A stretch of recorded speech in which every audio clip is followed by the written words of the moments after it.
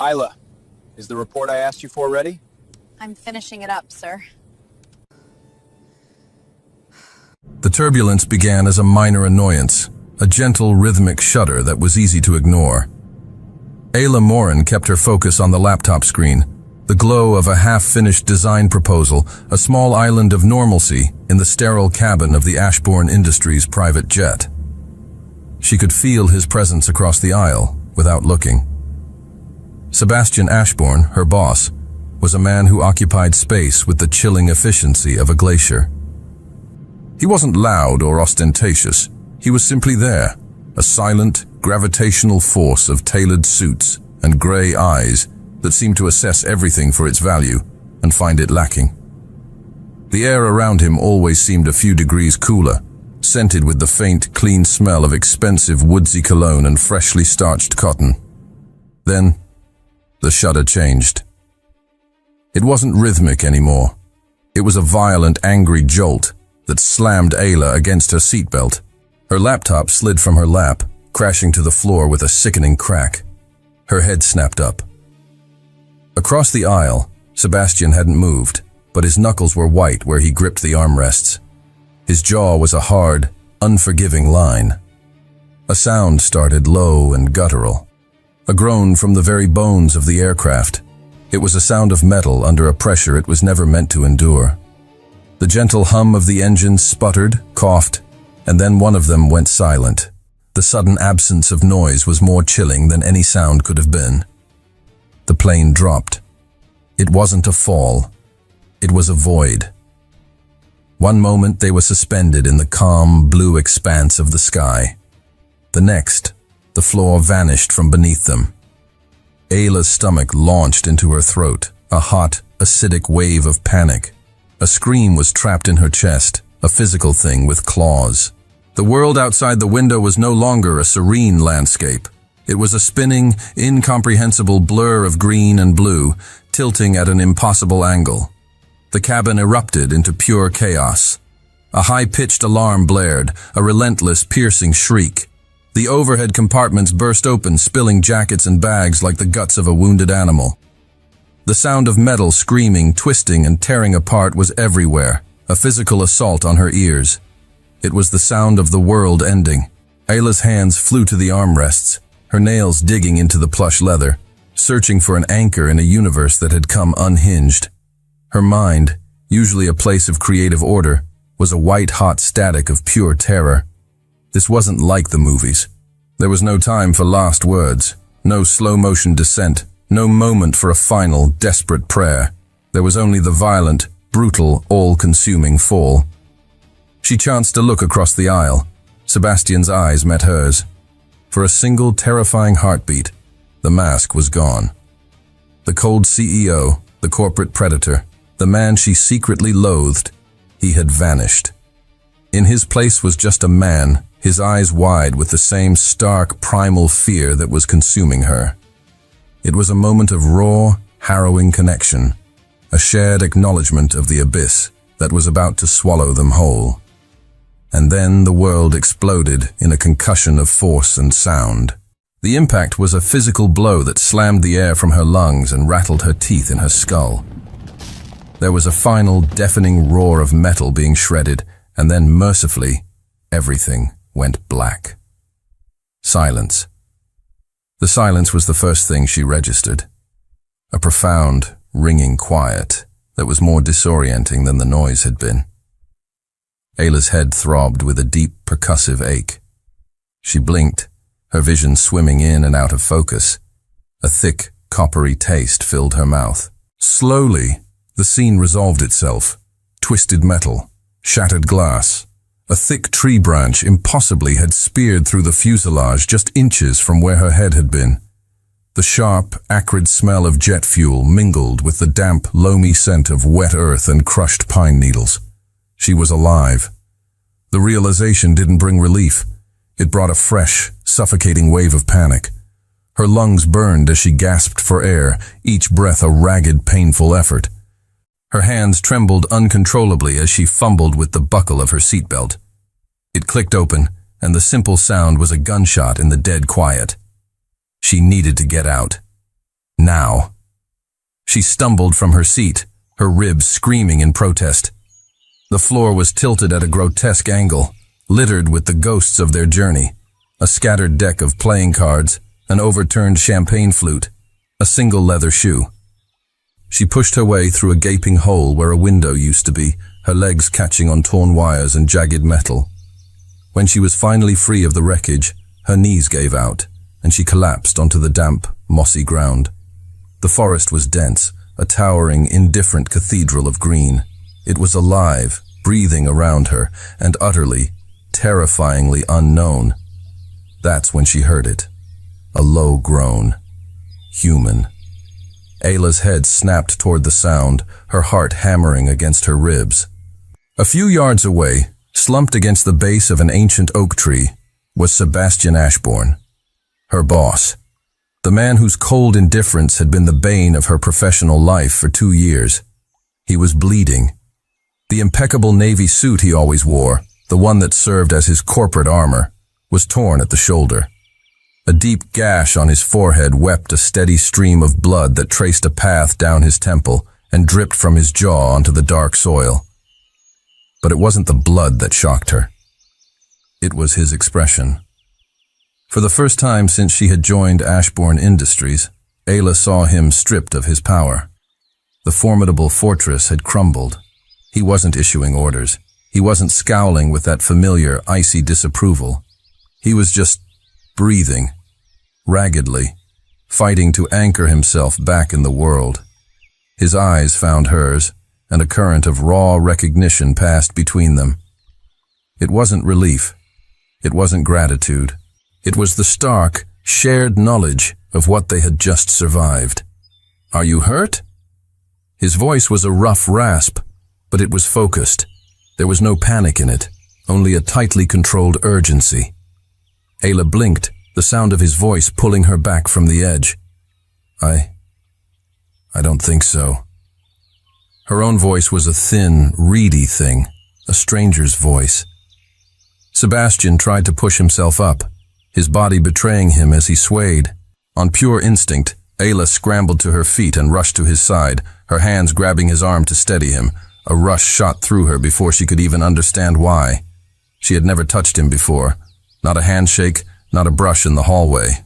The fabric of his suit was rough under her fingers, his arm beneath it hard as stone. "Thank you," he murmured, his voice softer than she had ever heard it. They stood there for a moment, suspended in the eerie quiet of the forest, the sounds of birds and the whisper of wind through the canopy slowly returning. Sebastian's gaze swept the area, his mind already working. Ayla could see it in his eyes, the shift from victim to strategist. "We need to check for other survivors," he said, his voice regaining a fraction of its natural authority. But it was different. It wasn't an order. It was a statement of fact, almost a request for her to agree. Ayla nodded, her mind still reeling. Together they moved through the wreckage, calling out names that were answered only by the echoing silence. There was no one, just the two of them. As the crushing reality descended, Ayla felt the ground tilt beneath her feet again. They were alone, stranded in a wilderness with no communication, no sign of rescue, and the only other soul for miles was the man she was sure she could never stand. Sebastian turned to her, wiping a smear of blood from his brow with the back of his torn sleeve. His gaze met hers, and for the first time, Ayla saw something that frightened her more than the fall. It was pure, unyielding determination. "We are going to survive this," he said, his voice low but solid as bedrock. "I promise you." And in that moment, Ayla realized a dreadful, undeniable thing. She believed him. And honestly, who wouldn't? After surviving something like that, you'd believe anyone who promised you a way out. Let's see if he can keep that promise. The fire was the first miracle. Ayla watched, a sense of profound disbelief washing over her, as Sebastian Ashbourne knelt on the damp forest floor. He moved with a focused, almost surgical precision, stripping bark from a dry branch with a shard of metal from the wreckage, gathering tinder with an economy of motion that was mesmerizing.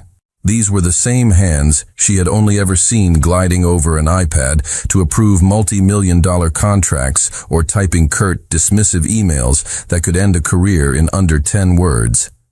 Now, they were smudged with dirt, scratched and raw, working to coax life from friction and wood. He didn't complain. He didn't even sigh in frustration. He just worked. How do you know how to do that?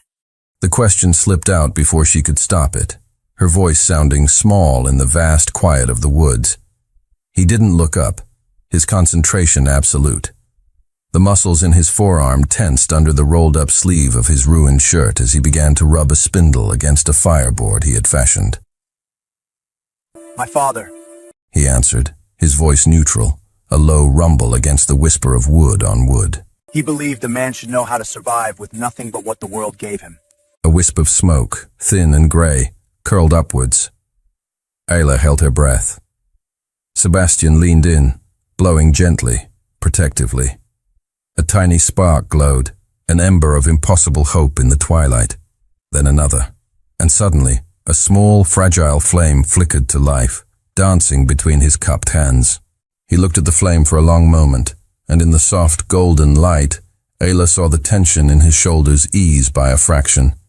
He had brought light back into the darkness. I have to say, for a guy she hated so much, he was proving to be surprisingly useful, wasn't he? They established a crude camp near the wreckage, a small pocket of order against the encroaching chaos of the wilderness. Sebastian orchestrated everything with a chilling efficiency that was both alien and deeply reassuring. He salvaged a large, partially intact piece of the cabin's interior lining, and with a length of wire he'd stripped from a seat, he rigged a makeshift lean-to between two thick trees. Ayla tried to help, to be useful, but she felt clumsy and out of her depth. Every task she thought of, he was already 3 steps ahead. She gathered wood, but he had already found a fallen log that was drier. She tried to sort through the salvageable items, but he had already prioritized water, shelter, and warmth. "Do you know how to tie a taut line hitch?" he asked suddenly, holding up a length of cord he had scavenged. "Not exactly," she admitted, feeling a familiar flush of inadequacy. "It's all right. I'll show you." And he did. He stood behind her, his voice low and patient as he guided her hands through the loops and pulls. He was so close she could feel the heat radiating from his body, a stark contrast to the cooling air. The scent of wood smoke now clung to him, mingling with that faint, expensive cologne that was somehow still there. His fingers brushed against hers as he adjusted the knot, and a jolt, sharp and unexpected, shot up her arm.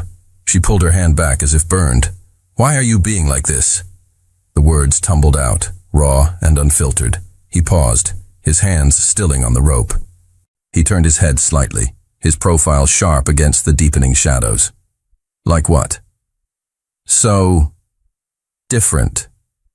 Sebastian let go of the rope and turned to face her fully. For a long moment, he just looked at her, his gray eyes unreadable in the flickering firelight. Then, he let out a slow breath and sat on a log near the fire. "In the office, I am what the board expects me to be," he said, his gaze fixed on the dancing flames. "What my uncle molded me into after my parents died." He paused, the name of his uncle hanging in the air like a chill. "Here, there's no room for that. There are no board members, no stock prices. There is only this." He gestured vaguely at the dark, looming trees around them. "Only survival." That night, the temperature plummeted. A cold, damp chill seeped from the ground, relentless and invasive. Ayla huddled by the fire, her arms wrapped tightly around herself. But the shivering was a deep, internal tremor she couldn't control. She bit her lip, refusing to complain, refusing to show the weakness she felt. But he noticed. Of course he noticed. Sebastian Ashbourne noticed everything. Without a word, he stood up, took off his torn suit jacket, the last remaining layer he had, and walked over to her. He held it out. "No!" she protested immediately, her teeth chattering. "You'll freeze." "I'm warmer than you are." It was a simple statement of fact. Sebastian. Ayla. His voice was firm, cutting through her protest, but it lacked its usual icy edge. It was just certain. Please. She looked up at him, at the genuine concern etched onto his face, a face she had only ever seen set in a mask of cool authority. And something inside her shifted, a tectonic plate of long-held animosity grinding into a new position. Slowly, her hands reached out and took the jacket. She pulled it over her shoulders. The fabric was still warm from his body, and it carried his scent, smoke, the forest, and something uniquely, indefinably him. It felt like a shield. He gave a single sharp nod and returned to his spot on the other side of the fire, rubbing his arms against the cold. Ayla watched him, a painful knot tightening in her chest.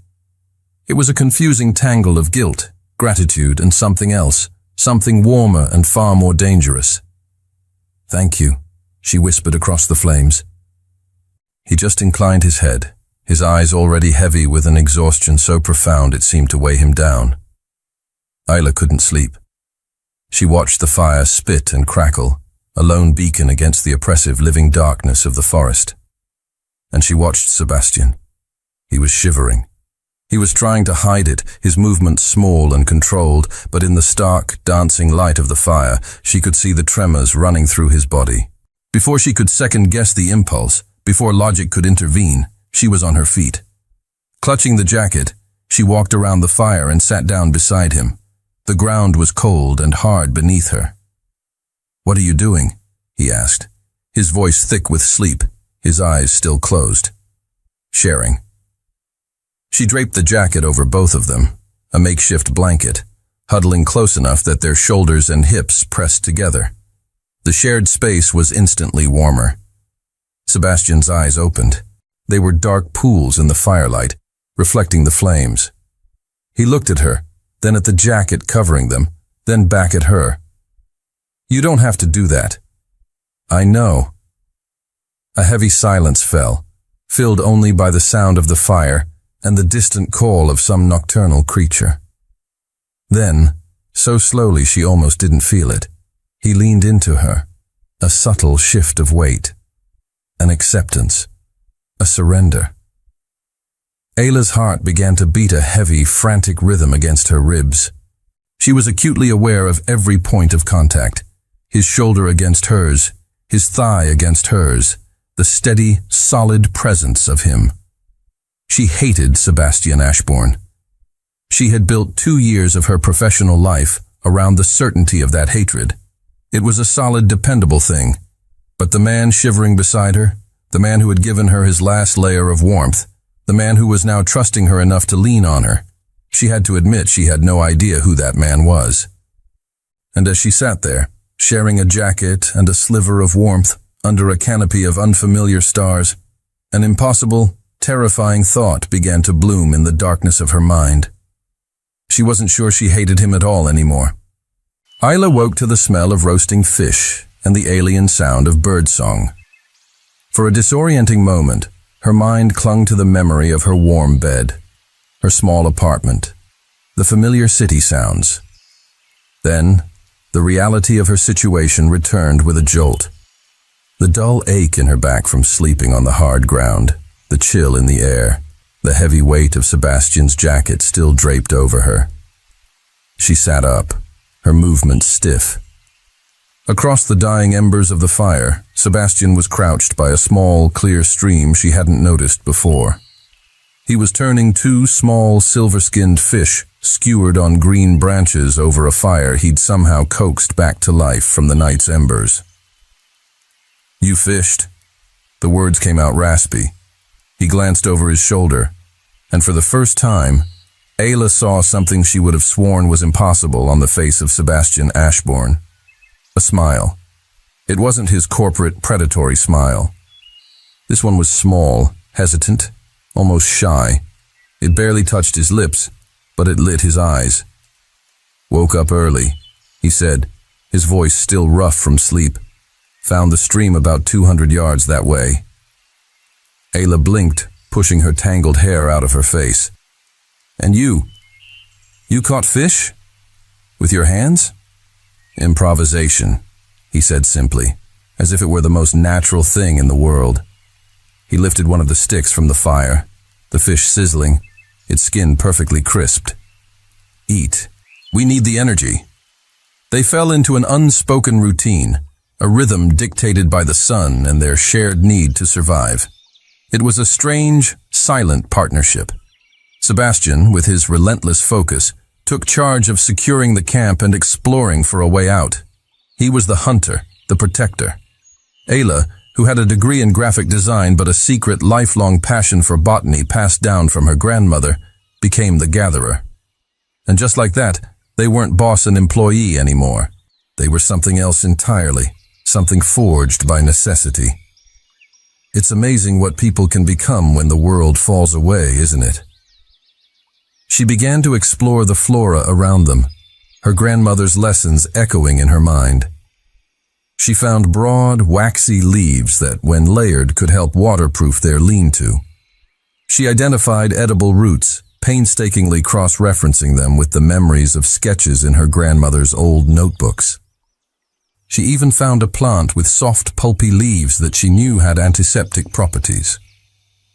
"How do you know all this?" Sebastian asked later that day.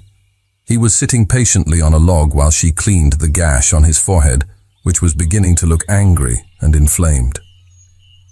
"My grandmother," Ayla answered softly, her focus entirely on the task. She had crushed the leaves into a green paste, just as she'd been taught. She believed nature has an answer for everything, if you just know where to look. He was quiet as she worked, so still that it made her own racing heart feel ridiculously loud in the silence. She was so close, closer than she had been even when he'd taught her the knot. She could feel the warmth of his skin, see the faint stubble shadowing his jaw, the tiny, almost invisible scar just above his eyebrow she'd never noticed before. She saw the vulnerability in the way his eyes tracked her movements. Her fingers were gentle as she applied the poultice to his skin. When she finished, her hand lingered for a fraction of a second too long, her thumb brushing against his temple. His breath hitched. Their eyes met. The air between them, already thin at this altitude, suddenly felt thick, charged with a new and unpredictable current. Ayla pulled her hand back quickly, her heart hammering against her ribs, and took a step away. Later that afternoon, while gathering a fresh supply of firewood deeper in the woods, Sebastian stopped dead. He held up a hand, his body instantly alert. "Listen." Ayla froze, her own senses straining. "What is it?" The silence. She focused, and then she understood. The constant chatter of birds had ceased. The rustle of small animals in the undergrowth was gone. The entire forest had gone unnervingly still. It wasn't a peaceful quiet. It was an unnatural one, like the world was holding its breath. "Sebastian," she whispered. A strange shiver ran down her back, as if her body knew before her mind did. "Stay behind me." He didn't have to say it twice. Ayla moved, her back pressing against his as he scanned the dense trees around them. And then they saw it. Imprinted in a patch of soft mud near the stream were paw prints. They were huge, larger than her own hand, with deep, menacing claw marks pressed into the earth. "What kind of animal leaves a track that big?" Ayla's voice was a choked whisper. Sebastian knelt, his fingers hovering over the edge of the print, his expression grim. Something large, feline. He didn't need to finish the sentence. They both knew what roamed the deep woods in this part of the world. Cougar. Panther. They returned to the camp in a tense, hurried silence. Sebastian didn't speak, but his actions were loud. He built the fire up, creating a larger, more formidable circle of light. He took the sharpest piece of metal he had salvaged from the wreckage and began methodically honing its edge against a flat stone, crafting a crude but deadly-looking spear. "We'll take watches tonight," he said, his voice calm, but with an underlying firmness that left no room for argument. "I'll take the first shift. When I wake you, you take over." Ayla nodded, her mouth too dry to speak. But as night fell, wrapping the forest in a suffocating blanket of darkness, sleep was impossible. Every snap of a twig, every rustle of leaves in the wind, sent a jolt of adrenaline through her. Her imagination painted terrifying shapes in the shadows just beyond the fire's reach. And then she heard it. It was distant but unmistakable, a low, guttural growl that seemed to vibrate through the very ground beneath them. It was a sound of pure, predatory power. Ayla's eyes shot open. She sat bolt upright, her gaze darting to Sebastian. He was already on his feet, the makeshift spear held tight in his hand, his body a tense silhouette against the flames. His eyes were locked on the impenetrable darkness beyond their camp. "Don't move," he whispered, his voice a low command that barely disturbed the air. Ayla held her breath, her body paralyzed with fear. And then, for a split second, she saw them. Two yellow eyes, glowing like embers in the pitch black, reflecting the firelight. They were watching, calculating. The Black Panther. Sebastian shifted his body, a single deliberate movement that placed him squarely between Ayla and the unseen threat. He became a wall of flesh and bone against the coming darkness. "If I tell you to run," he said, his voice low and lethal, his eyes never leaving the spot where the eyes had been. "You run. Do you understand?" "I'm not leaving you, Ayla." He turned his head just enough for her to see his profile, carved from stone and shadow. "Promise me." Tears of terror burned at the back of her eyes, but before she could answer, the panther took a single, deliberate step out of the darkness, its sleek, powerful body emerging into the firelight. And Sebastian moved to meet it. Sebastian didn't charge with the spear. He attacked with fire. In one swift, fluid motion, he lunged toward the fire pit, grabbed a thick, burning branch, and hurled it into the darkness just in front of the panther. The log landed with a shower of sparks and a loud hiss, casting a wild, dancing light. The massive cat recoiled, a deep, furious snarl ripping from its chest, its yellow eyes blazing with indignation. "Get back!" Sebastian's voice was a raw, primal roar that tore through the forest, a sound so full of command and fury it seemed to shake the very trees. Ayla stared, frozen, as the man she knew as a cold, calculating CEO transformed into something elemental, something wild, a protector. He didn't hesitate. He grabbed another burning branch, then another, flinging them in a strategic arc, creating a flickering, temporary wall of fire between their small camp and the creature. The panther paced back and forth, its sleek, black body a ripple of muscle and menace. It was trapped between its predatory instinct and its primal fear of the flames. It let out one last frustrated roar, a sound that vibrated deep in Ayla's bones. And then, with a flick of its tail, it melted back into the shadows. It was gone. But Ayla knew, with a chilling certainty, it wasn't far. It was out there, waiting. The rest of the night was a waking nightmare. Sebastian did not sit. He did not rest. He stood sentinel at the edge of the firelight, the metal spear held tight in his grip, his eyes constantly scanning the oppressive darkness. He methodically fed the fire, keeping the flames high and bright, a solitary guardian against the terrors of the night. Ayla tried to stay awake with him, her own fear a sharp, bitter taste in her mouth.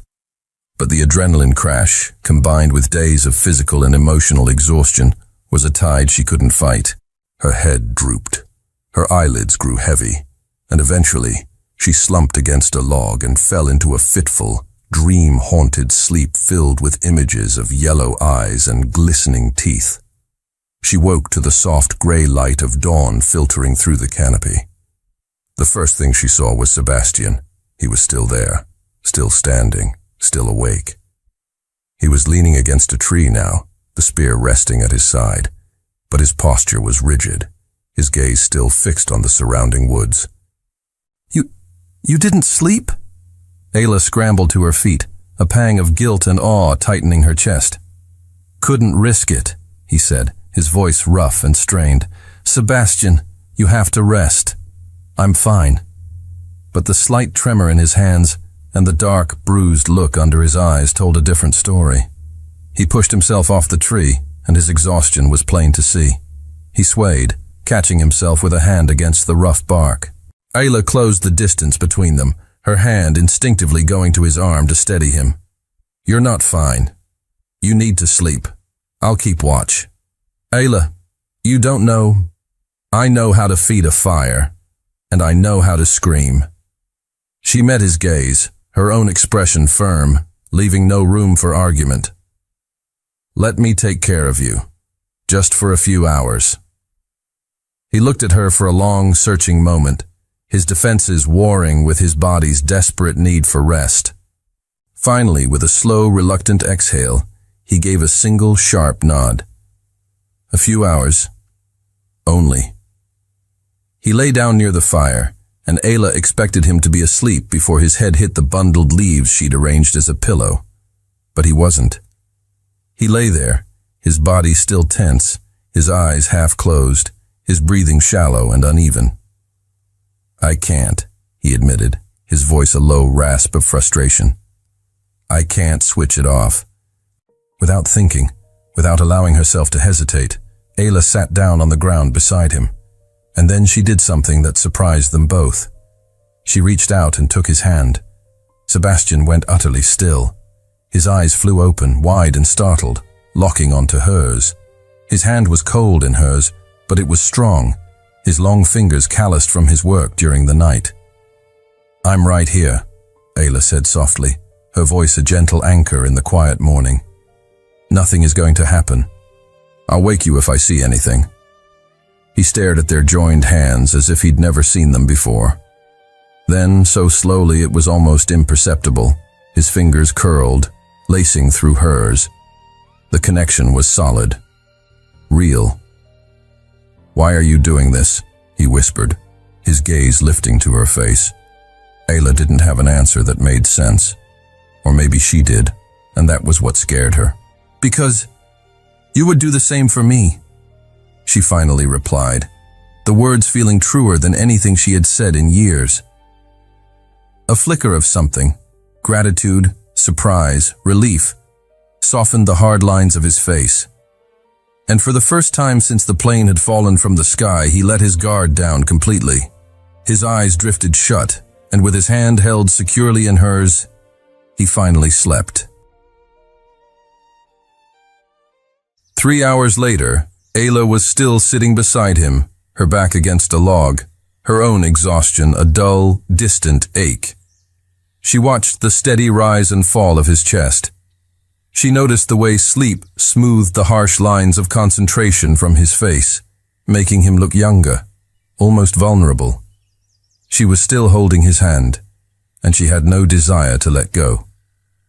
When Sebastian finally stirred, the sun was high in the sky, casting dappled light through the leaves. He blinked, disoriented, and the first thing he seemed to register was the warmth of her hand still holding his.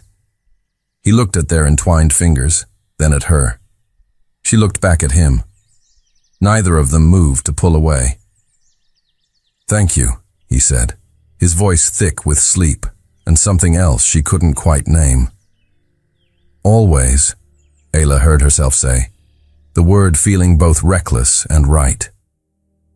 In that quiet moment, something fundamental shifted between them.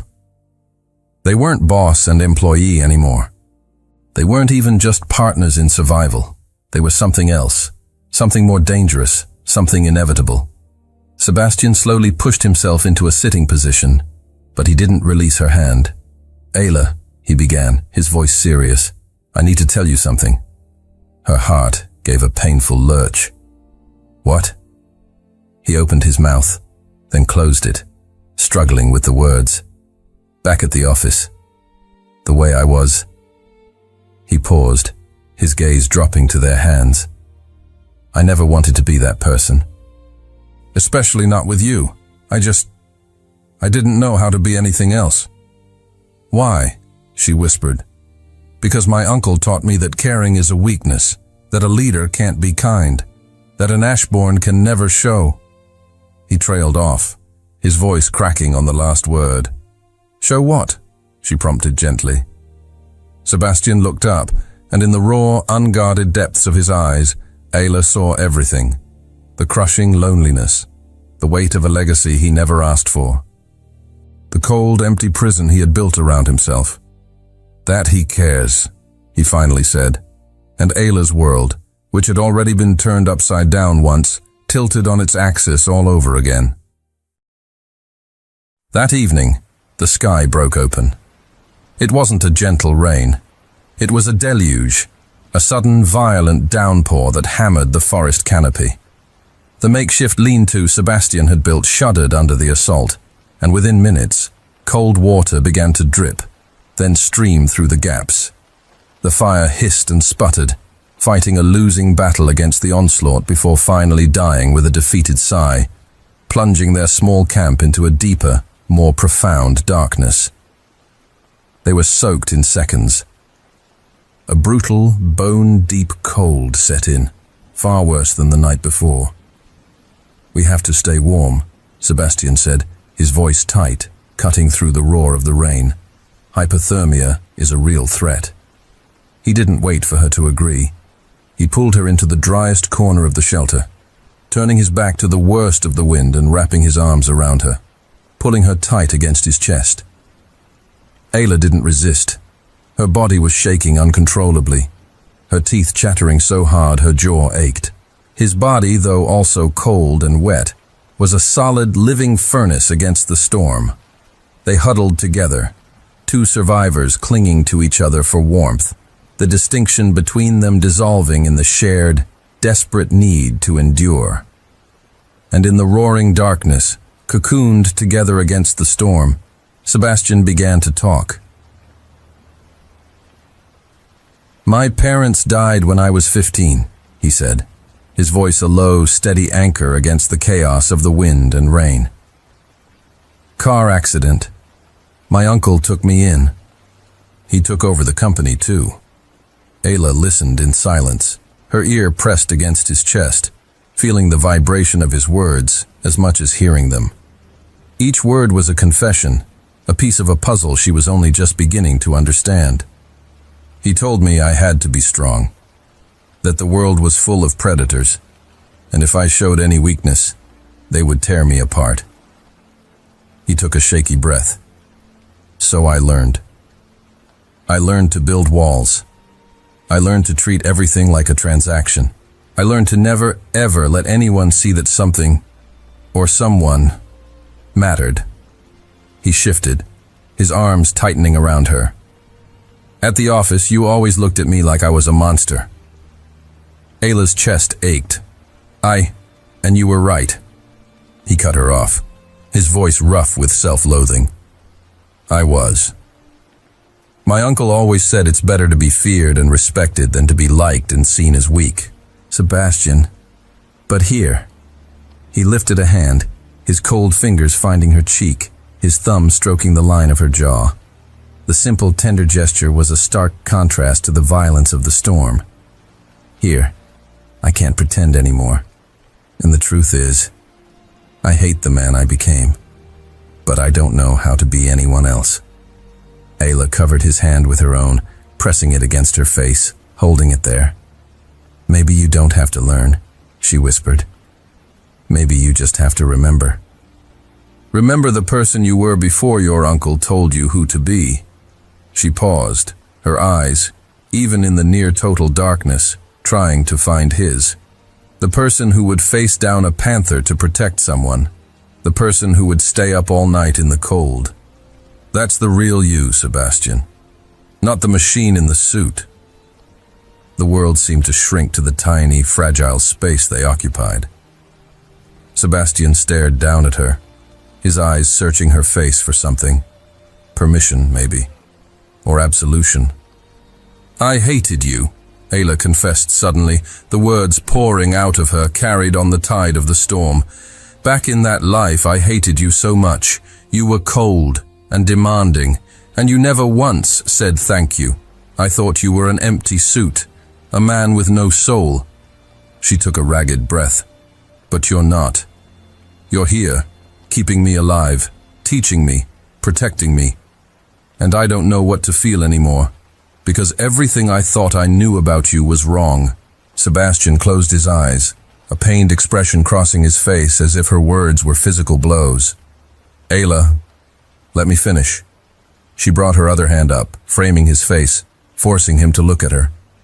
You are not the man I thought you were, and that terrifies me. Because now I see you. And you are. She struggled for the word. You're extraordinary. His breath hitched. I'm not. You are. Ayla, you don't understand. When we get back, if we get back, I have to be that man again. My uncle, the board, the company, they all expect, then don't go back, she said, her voice fierce. Not to that. Be this person. The real Sebastian, not the one the world demands. He looked at her as if she had just offered him the sun and the moon. And maybe she had. What if I don't know who the real Sebastian is anymore? He whispered, his vulnerability a raw, open wound. Ayla managed a small, gentle smile.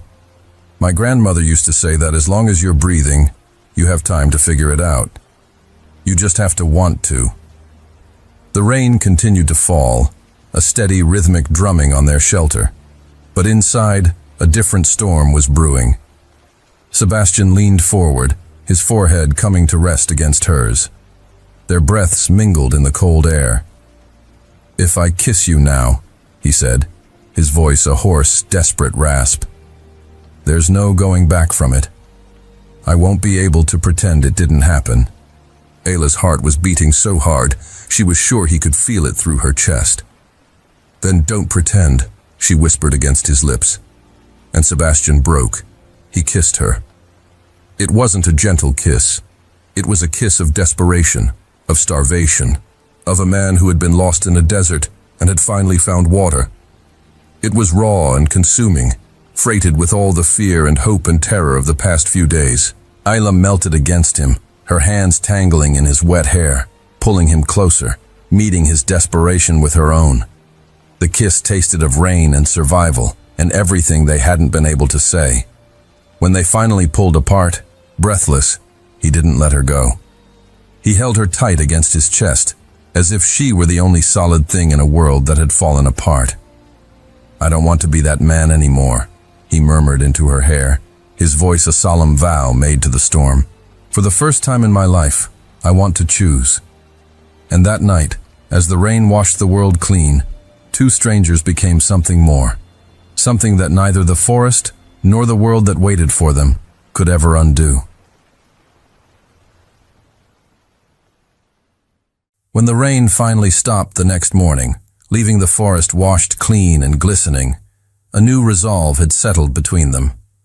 The kiss had changed everything. The air was no longer thick with unspoken tension, but with the quiet, humming energy of a shared, undeniable truth.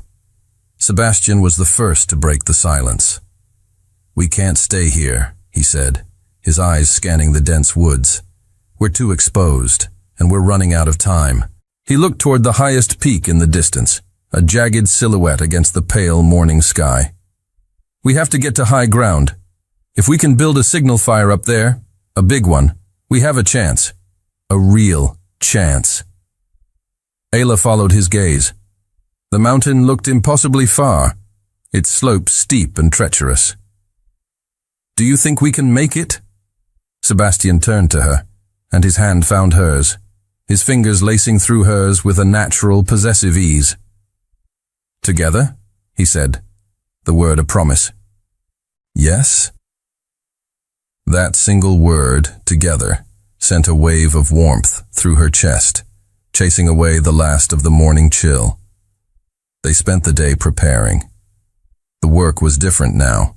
It was a coordinated dance, no longer just him leading and her following. They moved around each other with an easy familiarity, their movements punctuated by small smiles and casual touches, a hand on a shoulder, fingers brushing as they passed a tool. Sebastian fashioned 2 makeshift backpacks from the salvaged cabin lining. They packed what little they had, a plastic bottle now filled with rainwater, the last of the edible roots Ayla had found, the crude spear, and the fire-starting kit. "You're different," Ayla commented as she helped him adjust the strap on his pack. He paused, his gaze steady on her. "You are too." She tilted her head. "How?" "In the office," he said, his voice soft. "You always seem to be holding your breath.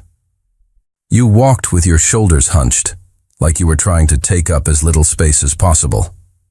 His eyes softened, a gentle light warming their gray depths. "Out here, you shine." Ayla felt a blush creep up her neck. "Maybe that's because out here, I'm not just the invisible designer. I'm necessary." "You were always necessary," Sebastian said, his voice low and serious. "I was just too blind to see it." The first part of the journey was deceptively easy. The forest floor was relatively clear, and the incline was gentle. But as they began to ascend, the woods grew darker, the trees thicker, their ancient branches tangling together to form a dense canopy that blocked out the sun. The sounds of the forest changed, becoming more muted, more watchful. And then Ayla saw it. "Sebastian." Her voice was a strangled whisper. He was instantly at her side, his body tense. "What is it?" With a trembling hand, she pointed to the ground. Half buried in the damp earth and moss was a bone. It was yellowed with age, cracked and weathered, but it was unmistakably human. A femur. Sebastian's blood ran cold. "That can't be." But before he could finish the thought, his foot came down on something that didn't belong. Not a rock, not a root. There was a sharp, metallic click, and the world flipped upside down. Ayla screamed as Sebastian was violently yanked into the air, a thick rope snare tightening around his ankle. He was left dangling, suspended 3 meters from the ground, swinging like a pendulum. "Sebastian!" she shrieked, scrambling toward him. "No!" he yelled back, his voice strained with pain and a new, terrifying urgency. "Ayla! Get out of here! Run!" "What? I'm not leaving you!" And then she heard it. Drums. A steady rhythmic beat, distant at first, but growing closer with every frantic beat of her own heart. Sebastian's face, already pale, lost all color. "Ayla, listen to me. You have to hide. Now. Not without you. Please." His voice broke, a sound of pure desperation. "If they find you too, we have no chance. Hide. And don't come out until you're sure it's safe. I'll get out of this, I swear. I'll come back for you," she sobbed, her mind reeling. "I promise." "Ayla!" But she was already gone, scrambling behind a massive, gnarled tree, her body pressed flat against the rough bark. Her heart was pounding, almost trying to break free from her chest, a frantic counterpoint to the approaching drums. A cold sweat broke out across her skin. Her survival instincts, honed over the past week, were screaming at her. Danger, primal, human danger. The drumming grew louder, more insistent, and then they appeared, emerging from the trees like spirits of the forest. Figures adorned with crude paint and animal skins. Faces obscured by carved wooden masks that seemed to stare with hollow, lifeless eyes. They carried spears tipped with sharpened stone. A tribe. An uncontacted tribe. They surrounded the spot where Sebastian hung, their voices a low, guttural chant in a language Ayla had never heard. One of them poked the snare with the butt of his spear, making Sebastian swing. They laughed, a chilling, joyless sound. Then, with coordinated, practiced movements, one of them sliced through the rope with a stone knife. Sebastian fell to the forest floor with a sickening thud. Before he could even gasp for air, they were on him, binding his hands and feet with rough, fibrous cords. Ayla clamped a hand over her own mouth, stifling a scream.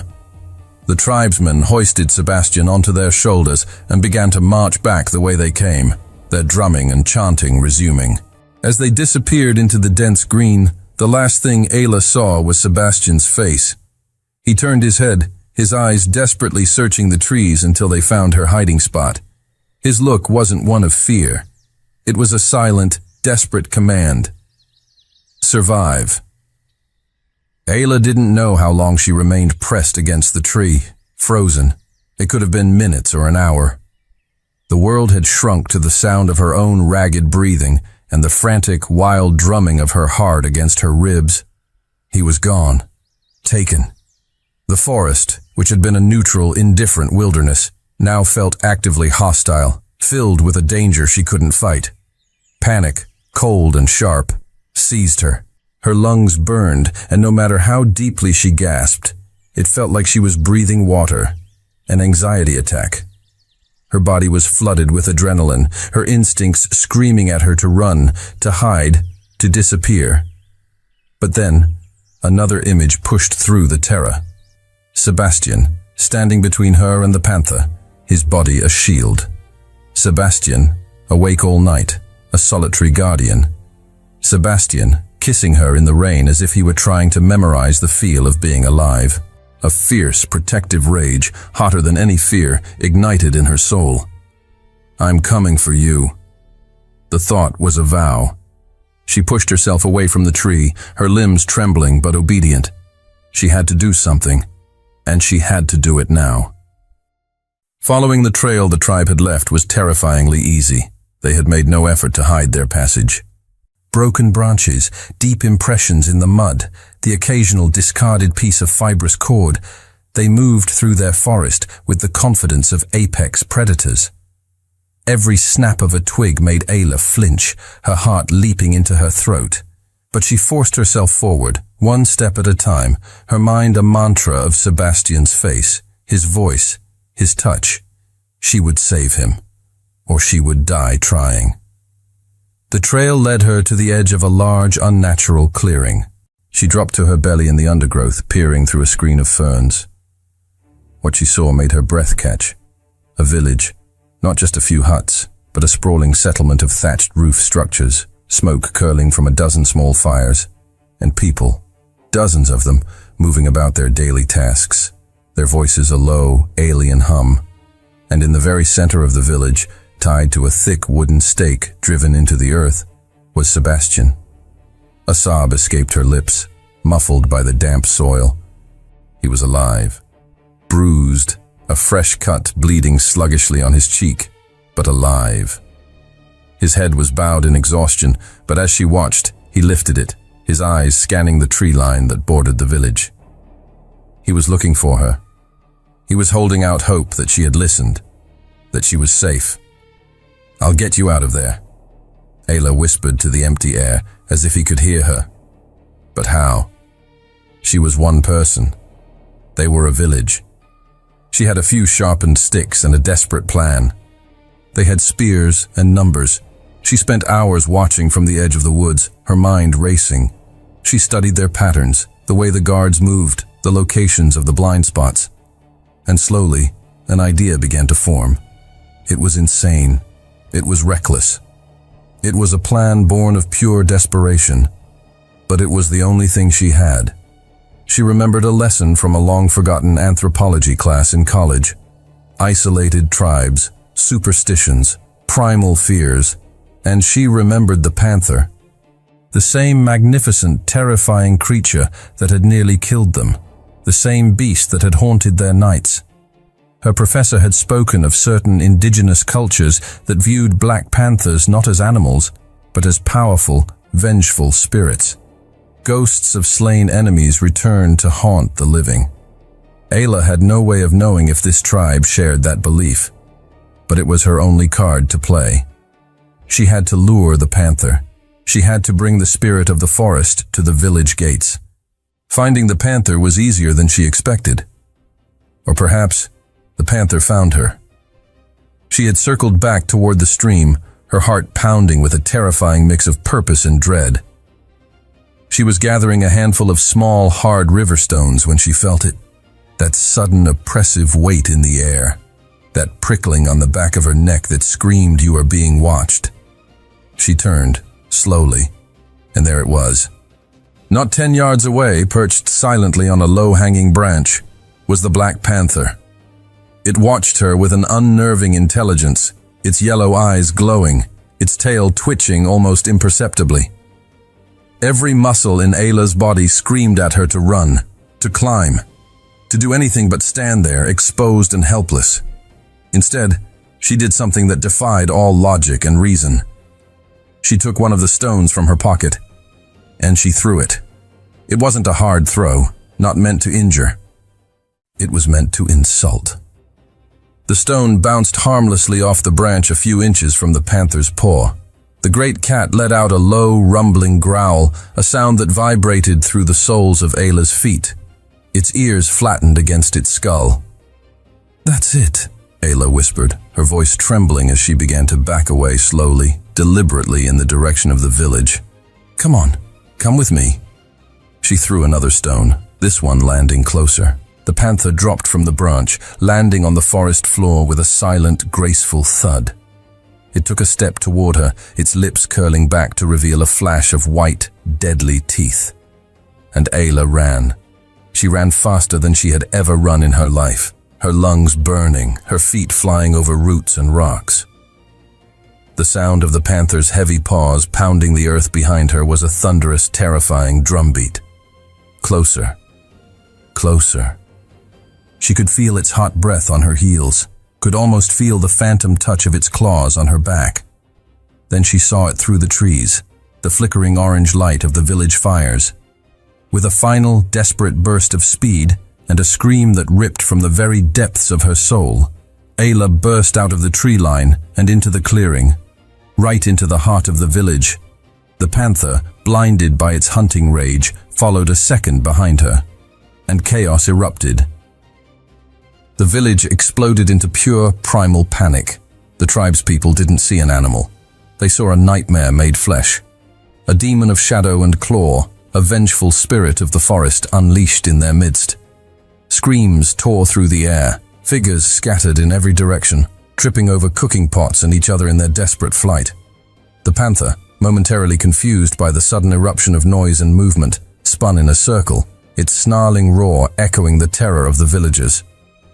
In the chaos, Ayla was invisible. Just another shadow moving through the bedlam. It was perfect. Keeping low to the ground, she darted between the huts, her eyes locked on her single objective. Sebastian. He had seen her. His eyes were wide with a mixture of disbelief and sheer terror. "What have you done?" he breathed as she skidded to a halt at the stake, her fingers already clawing at the thick fibrous ropes that bound him. "Saving you," she panted, her nails scraping uselessly against the tight knots. "Now hold still." "You're insane! That thing will kill you!" "It's a little busy at the moment," she grunted, abandoning her nails and trying to work her fingers under the coarse rope. The knots were complex, pulled brutally tight. Ayla's hands shook, her fingers slick with sweat and grime, making the task nearly impossible. "Come on, come on, come on," she muttered, a frantic prayer under her breath. The panther let out another earth-shaking roar, this one closer. "Ayla, leave me," Sebastian urged, his voice strained. "Save yourself." "Shut up and let me work," she snapped, a surge of adrenaline giving her new strength. Finally, the main knot began to give. She pulled, and it loosened. Then the second. Sebastian wrenched his hands free and immediately began working on the ropes at his ankles. A moment later, he was up, grabbing her hand. "Run!" And they ran. The dark forest swallowed them whole, a protective embrace of shadow and leaves. Branches whipped at their faces, and unseen roots threatened to send them sprawling, but they didn't slow. They ran, fueled by fear and a desperate shared will to live, the sounds of the panicked village and the enraged panther growing fainter and fainter behind them. They ran until their lungs burned like they were filled with fire. They ran until their legs were numb, leaden weights they had to force forward. They ran until the sounds of the village were nothing more than a distant, fading echo. When they finally collapsed, it was in a small, hidden hollow miles away. They fell to the ground, gasping for air, their bodies trembling with exhaustion and the aftermath of adrenaline. "You," Sebastian started, still struggling to breathe. "You lured a black panther to save me?" Ayla let out a sound that was half laugh, half sob. It seemed like a good idea at the time. He stared at her, his chest heaving. And then, without warning, he surged forward, pulling her into an embrace so fierce it squeezed the remaining air from her lungs. He buried his face in her hair, his arms a steel cage around her. "You are absolutely insane," he murmured against her scalp. "I learned from the best," she managed to gasp into his shoulder. He pulled back just enough to look at her, his hands framing her face, his thumbs stroking her dirt-smudged cheeks. "You could have been killed. So could you." "Exactly.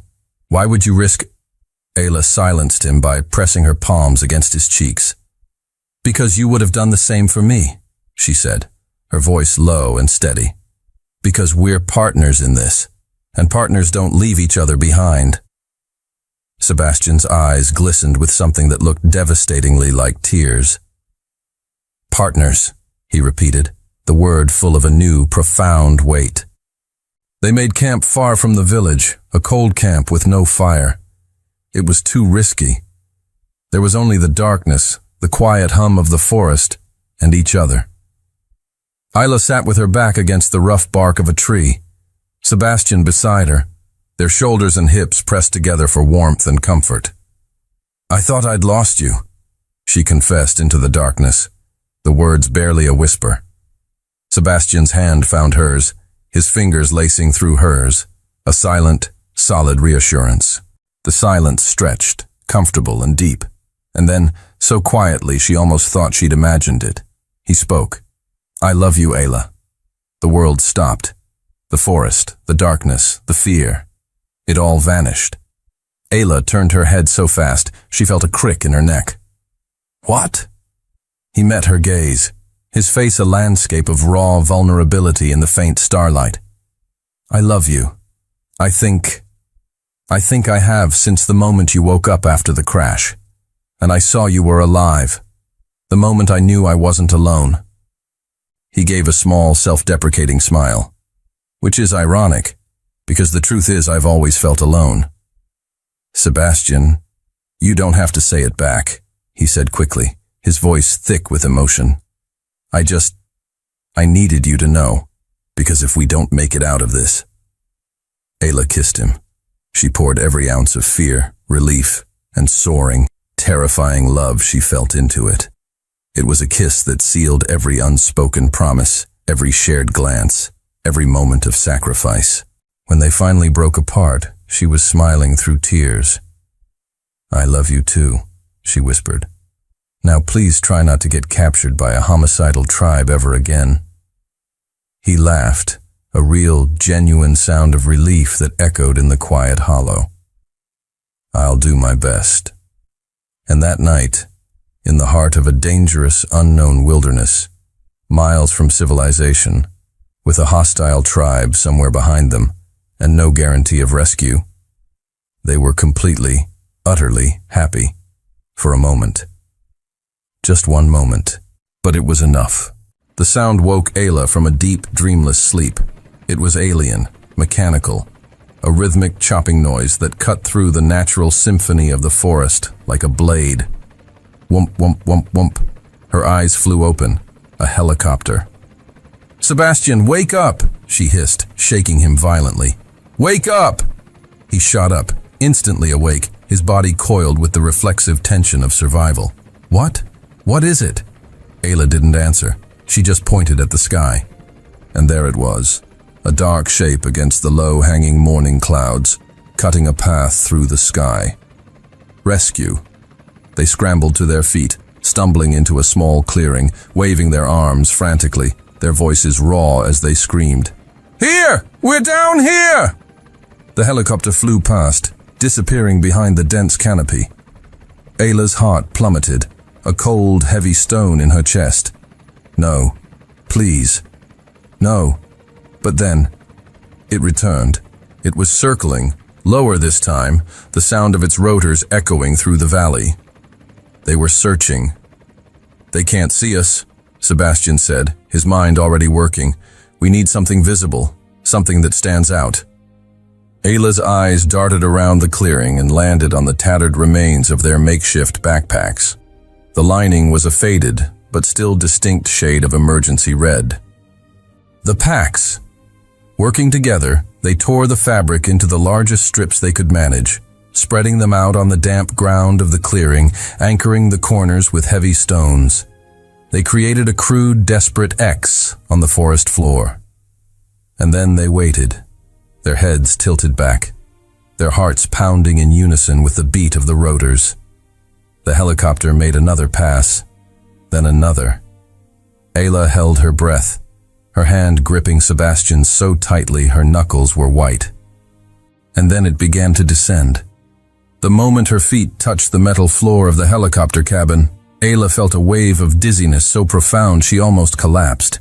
A rescuer in a flight suit helped her to a seat, and Sebastian slid in beside her, his hand never leaving hers. It was over. 2 weeks. 14 days lost in a green hell that had nearly consumed them. And now, it was over. A paramedic began checking them over, his voice a calm, professional drone as he asked about injuries, dehydration, and shock. But Ayla barely heard him. Her entire focus was on Sebastian, on the feel of his hand in hers, on the unbelievable reality of the vibrating floor beneath her feet. What happens now? The thought was a terrifying whisper in the back of her mind. The forest had been their world, a brutal but simple reality. They had been partners, equals, lovers. But what were they back in the real world? As if sensing her thoughts, Sebastian squeezed her hand. "Nothing changes," he whispered, his voice low and for her ears only. But they both knew that wasn't true. Everything was about to change. The landing at the hospital was a descent from one kind of chaos into another. The moment the helicopter doors slid open, they were assaulted by a barrage of flashing lights and shouting voices, cameras, reporters, microphones shoved in their faces. Mr. Ashbourne, over here. How did you survive? Is it true there were other victims on the flight?" Sebastian, his face a grim mask, tried to push through the throng, his arm a protective shield around Ayla. But a reporter from a notorious gossip website, known for her tenacity, broke through the security line. "Mr. Ashbourne," she called out, her voice sharp and piercing. "Sources say you were stranded with a junior employee. Can you comment on the nature of your relationship during your time in the wilderness?" Ayla felt Sebastian go rigid beside her. This was it, the moment of truth. She braced herself for the denial, the minimization, the carefully worded corporate statement designed to protect his reputation. It was the logical thing to do, the Sebastian Ashbourne thing to do. Instead, he stopped. He turned, facing the sea of cameras squarely. The flashes illuminated the exhaustion on his face, the new scars, the dirt still smudged on his cheek. He looked less like a billionaire CEO and more like a warrior returning from a long and brutal war. "Ayla Morin saved my life," he said, his voice clear and steady, ringing with an authority that silenced the entire crowd. "If I am standing here today, it is because of her, and her alone. She is the bravest, most intelligent, and most incredible woman I have ever met." He paused, his eyes finding Ayla's in the midst of the media storm. "And I love her." The silence that followed was absolute, a collective, stunned intake of breath. Ayla froze, her own heart stopping in her chest, the world narrowing to the look in his eyes. And then the chaos exploded again. But this time, it was different. Sebastian ignored the renewed frenzy of questions. He took her hand, lifting it in front of the cameras, in front of the entire world. And he smiled. A real, brilliant, unguarded smile. A few quiet days later, the world had been reduced to the 4 sterile walls of a private hospital room. Sebastian was recovering, the IV drip in his arm a testament to the ordeal they had endured. Ayla sat in a chair beside his bed, a silent, constant presence. They hadn't spoken much about his public declaration. They didn't need to. It hung in the air between them, a new and permanent reality. The door to the room opened without a knock. A man entered, his presence instantly sucking the warmth from the air. He was older, dressed in a suit even more impeccably tailored than Sebastian's had ever been, his eyes the color of ice chips. Ayla recognized him immediately from company galas and board meeting photos. Richard Ashbourne, Sebastian's uncle, the architect of the man she used to hate. "Get out," Richard said, his voice low and dismissive. He didn't even look at Ayla, his gaze fixed on his nephew with cold fury. Sebastian pushed himself up against the pillows, his jaw tightening. "She stays." Richard closed the door with a soft, menacing click. "Have you lost your mind completely?" he hissed. "A public declaration? For a—" He gestured vaguely in Ayla's direction, his eyes finally flicking over her with undisguised contempt. "For an employee?" "Ayla is not an employee," Sebastian countered, his voice dangerously calm. "Of course she is. And thanks to your little press conference, the company's stock dropped 3 points. The investors are spooked. The board is questioning your stability, suggesting you're suffering from some post-traumatic delusion." Sebastian swung his legs over the side of the bed, standing to face his uncle, ignoring the pull of the IV line in his arm.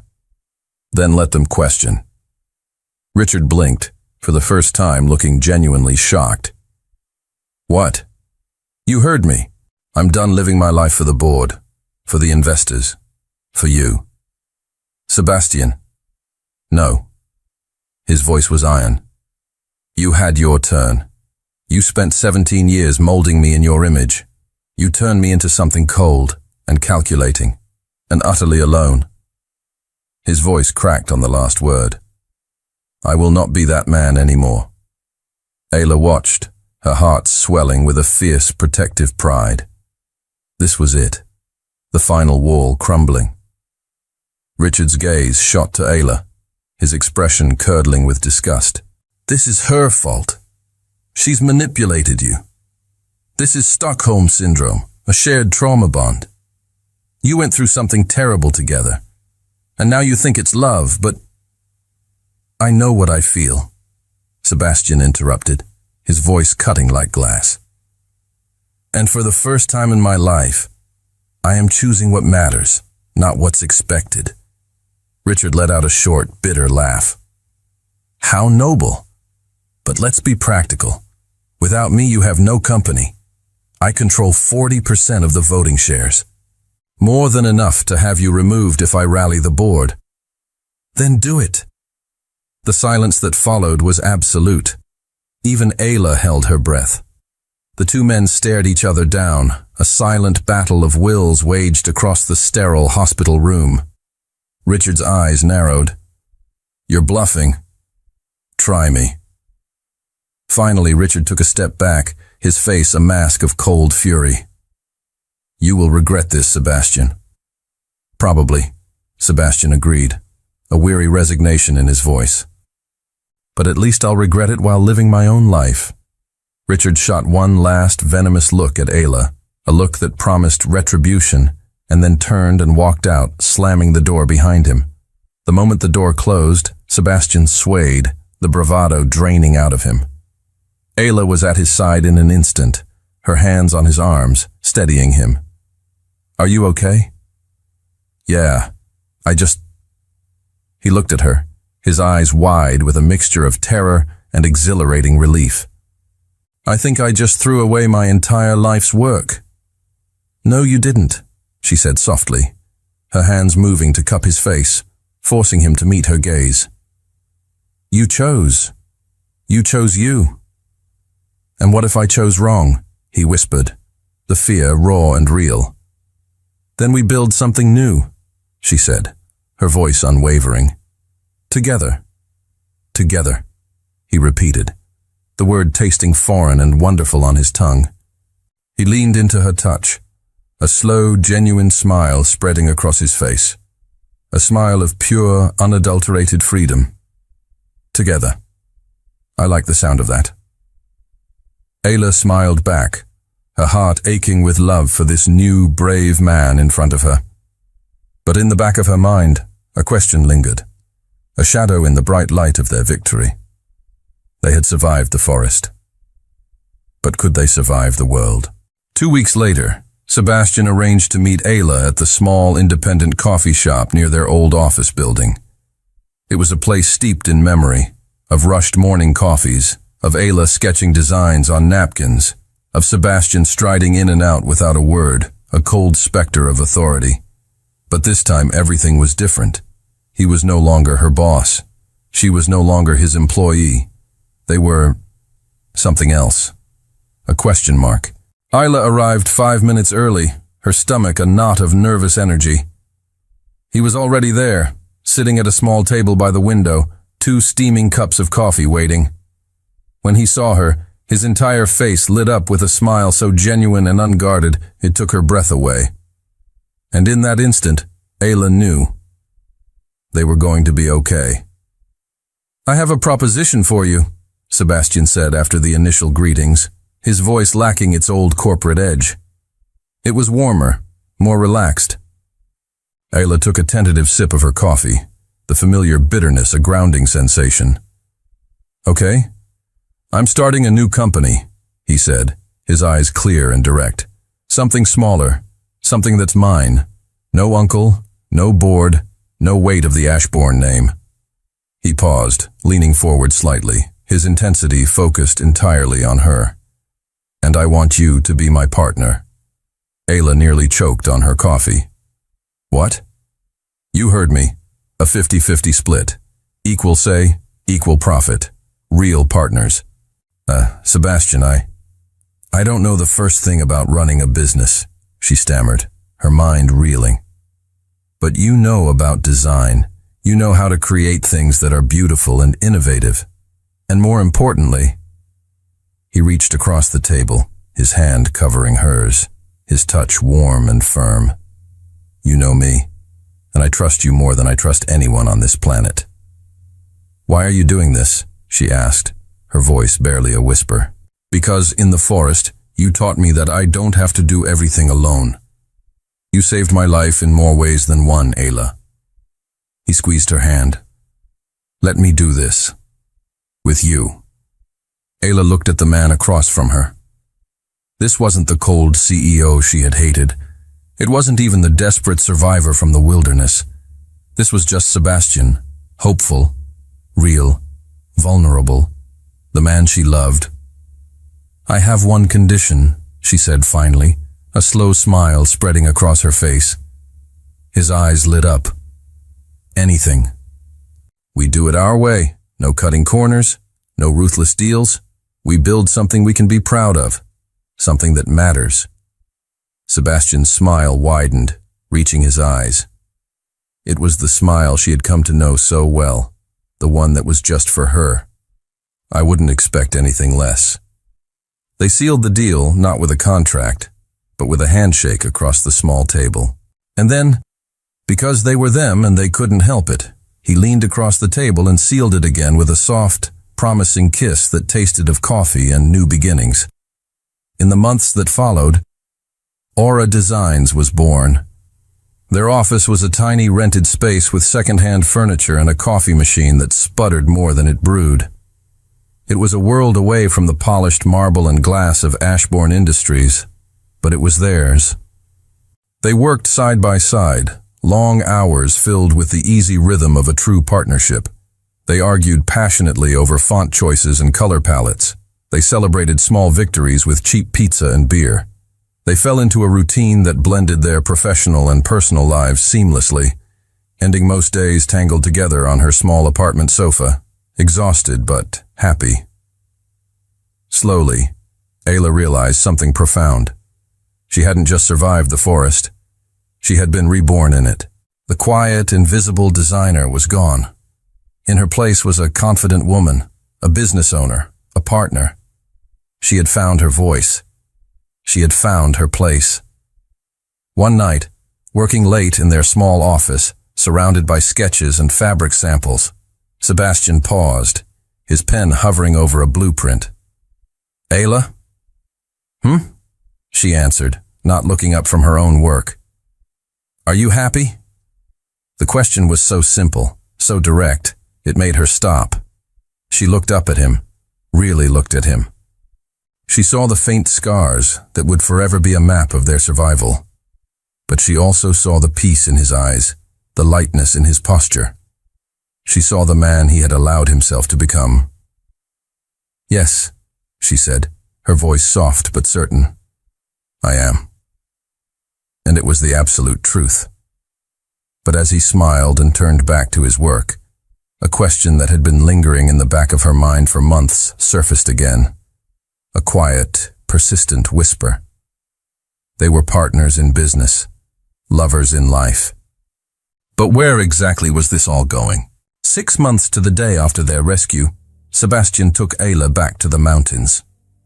Not to the same forest, never again to that forest, but to a national park a few hours from the city with well-marked trails and breathtaking panoramic views. Why are we here? Ayla asked as they hiked, the crisp autumn air invigorating, the path beneath their feet solid and safe. You'll see, was all he said, a mysterious, gentle smile playing on his lips. He led her to a clearing at the summit, a rocky outcrop that overlooked a sprawling valley below. The setting sun was painting the sky in fiery strokes of orange, pink, and deep violet. It was so beautiful it made her chest ache. Sebastian stopped and turned to face her. And in that moment, Ayla saw it. He was nervous. His hands were fidgeting slightly, and there was a vulnerable, hopeful tension in his eyes that made her own heart skip a beat. When the plane went down, he began, his voice low and serious, his gaze fixed on her. The only thought in my head was that I had wasted my entire life. Ayla held her breath, her hand instinctively finding his. I had the money, the success, the power, he continued, his thumb stroking the back of her hand. But I had nothing that truly mattered, no one who really knew me.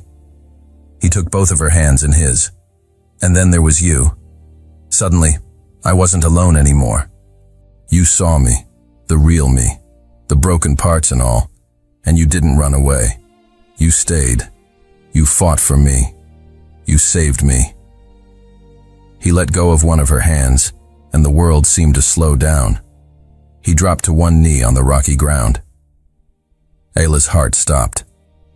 I don't know what the future holds for us, Ayla, he said, his voice thick with emotion.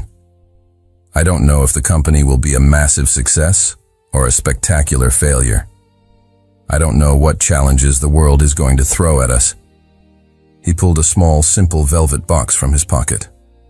But I know one thing with absolute certainty. I don't want to face any of it without you. He opened the box. Inside, nestled on the dark velvet, was a ring. It wasn't a large, ostentatious diamond like the ones she'd seen on the wives of his former colleagues. It was a simple, elegant band with a single, perfect, clear stone that caught the last rays of the setting sun and splintered them into 1,000 tiny rainbows. Ayla Morin, he said, his voice breaking, his heart in his eyes. Will you marry me? She couldn't speak.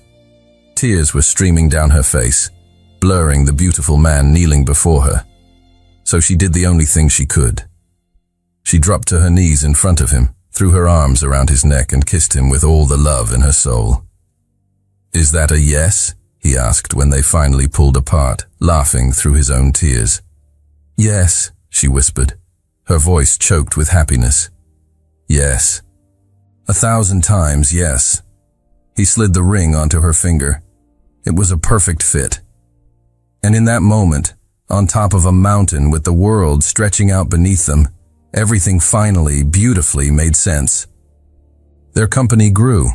It never became a corporate giant like Ashbourne Industries, but it became something better. It was solid, respected, and honest. It was theirs. They married a year later in a small, intimate ceremony in a sun-dappled garden, surrounded only by the people who truly mattered. Ayla's grandmother, her face glowing with pride. A few close friends who had watched their journey unfold. There was no press, no board members, no pretense. Later, At the reception, as the sun began to set, casting a golden glow over the small gathering, Sebastian pulled her away for a quiet moment. They stood by a small, bubbling fountain, the sound of the water, a peaceful counterpoint to the distant laughter. "I have something for you," he said, a mischievous glint in his eye. He reached into the pocket of his tuxedo and pulled out a small, folded piece of paper. It was a cocktail napkin. "Our final contract," he said, handing it to her. She unfolded it. On it, written in his sharp, decisive handwriting, was a single sentence. The final clause, Party A, Sebastian, and Party B, Ayla, hereby agree to love, honor, and survive whatever comes next, together, for the rest of their lives. Below it were 2 lines, already signed with his name. Ayla laughed, a sound of pure, unadulterated joy that echoed in the twilight. "This is the best contract you've ever written," she said. He produced a pen from his pocket. "Shall we make it official?" Leaning against the cool marble of the fountain, she signed her name beside his. He took the napkin from her, folded it carefully, and placed it back in his pocket, close to his heart. "Binding for a lifetime," he said, his voice full of a love so deep it was bottomless. He pulled her into his arms and kissed her, a slow, sweet kiss that held all the promises of their future. Their story had started with a fall from the sky, a brutal game of survival against impossible odds. But it had ended here, with a promise written on a napkin, a testament to the beautiful, undeniable fact that sometimes you have to lose everything to find the one thing that truly matters.